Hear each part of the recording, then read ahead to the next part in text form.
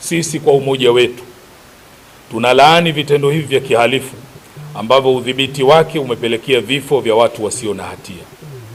Sisi kwa umoja wetu tumeumia sana kwa haya yaliyotokea, hasa maisha ya watu yaliyopotea kutokana na vitendo hivi vya kihalifu, kwani mafundisho yetu yanasema maisha ya mtu mmoja kupotea ni sawa na kupotea maisha ya watu wote. Qur'ani, Surat Al-Maida aya ya 32.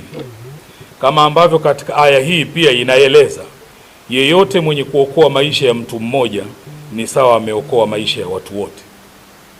Kwa msingi huu, sisi kwa umoja wetu tumesikitishwa sana na upoteaji wa maisha ya watu kwa hali yoyote ile iwayo.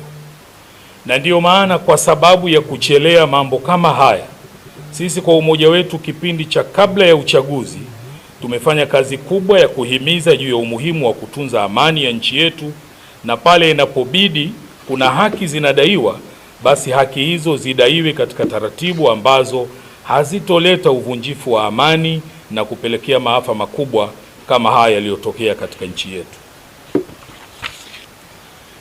Kabla ya zoezi la uchaguzi mkuu, tulitumia muda mwingi kuwaasa waumini wetu na Watanzania kwa ujumla kuitunza na kuilinda amani ya nchi yetu, pamoja na kujiepusha na vitendo na maneno ambayo yanaweza kuwa cheche ya kupelekea uvunjifu wa amani. Sisi kwa umoja wetu tunaendelea kushikilia msimamo wetu wa kujali na kusimamia na kulinda na kuilinda amani ya nchi yetu, kwani tunaamini pahala pasipo na amani haki haiwezi kudaiwa wala kupatikana.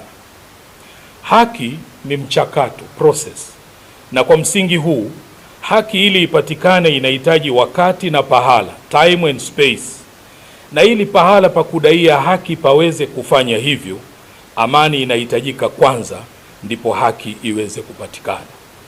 Pahala penye fujo, vurugu na watu kutishiwa mpaka kukatwa sehemu za miili yao, pahala hapo kamwe hapawezi kuwa na mazingira sahihi ya kutoa hiyo haki inayodaiwa.